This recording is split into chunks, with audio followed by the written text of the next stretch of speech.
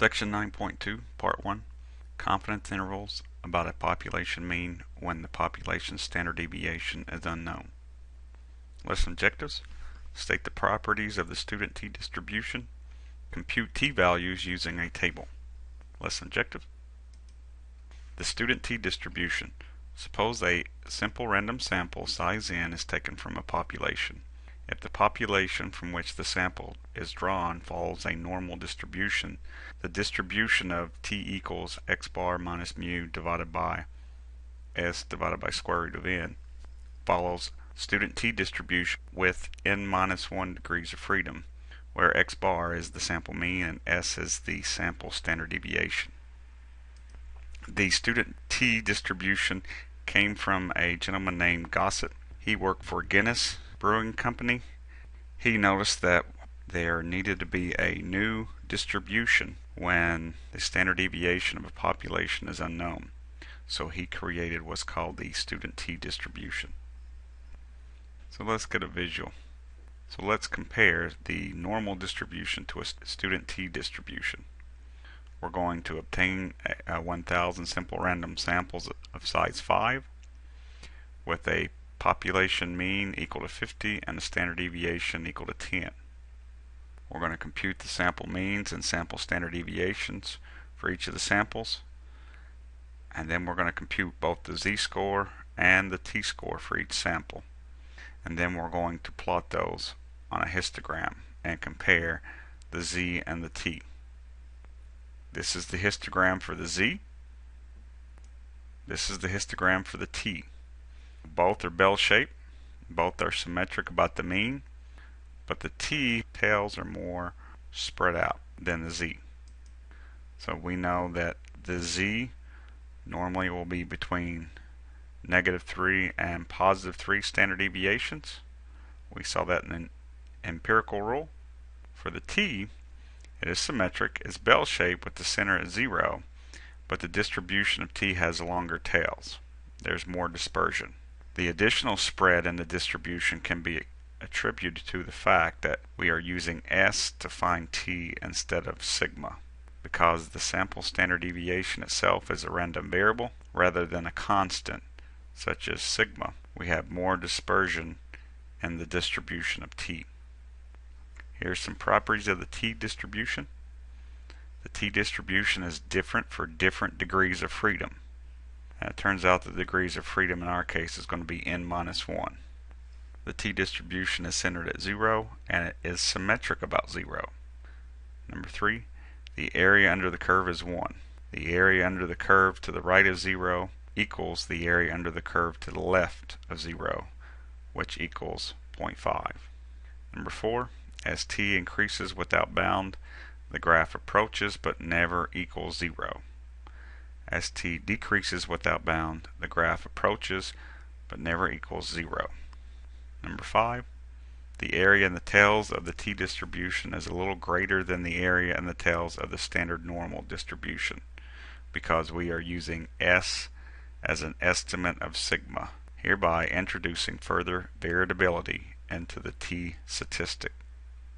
Number 6, as the sample size n increases, the density curve of t gets closer to the standard normal density curve. This result occurs because as the sample size n increases, the values of s get closer to the values of sigma by the law of large numbers.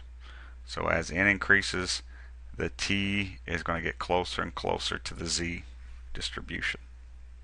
Here's a picture. We have our normal distribution here. So this is in blue, has the highest peak, and notice the tails are the skinniest. If we do a t distribution with n equals 15, the degrees of freedom would be 14. That would be the red. It's the second highest peak. And if we look at a t with sample size of 5, which would have a degree of freedom of 4, we have the fattest distribution, the green, outlined in the orange color. Lesson objective: the notation T alpha is the t value such that the area under the standard normal curve to the right is alpha. T of alpha means that this area to the right is equal to alpha. The way we compute these values, we use table 6. These can be found in the book. Let's do some examples. Find the t-value such that the area under the t-distribution to the right of the t-value is 0.2, assuming 10 degrees of freedom. That is, find t of 0.20 with 10 degrees of freedom. So we go to table 6. We go to our degrees of freedom, 10, and then we go to the column 0.20. Where they meet, we see that the t-value is 0.879. Now, what does this value mean? This value, 0.879, is the t-value such that the area to the right of that value is 0.20, or 20%. We're going to be using the t-values when we construct confidence intervals where sigma is unknown. We will need 3 alpha levels: 0.05, 0.025, and 0.005. This will be our t alpha divided by 2 when we are doing a 90% confidence interval, because if we're doing a 90% confidence interval, alpha is 10% and alpha divided by 2 is 5%. This column will be used for a 95% confidence interval, and this will be for a 99% confidence interval. Let's do some examples. If n is 14, let's find the degrees of freedom and the corresponding t-values. N is 14, the degrees of freedom would be 14 minus 1, which is 13. The t of 0.05 is 1.771. The t of 0.025 is 2.160, and the t of 0.005 will be 3.012. So again, this is what we use for a 90% confidence interval. This will be what we use for a 95, and this is what we use for a 99. Let's do N31. Degrees of freedom will be 30. Here's our corresponding t-value for our 3 cases. Now if we go to a sample size of 53, the degrees of freedom will be 52, but if you look on table 6, there is not a 52. There is a 50 and a 60. So what you have to do is you have to decide, is 52 closer to 50 or 60? And of course it's 50. Therefore you use the degrees of freedom of 50. In our last example, we have a sample size of 300.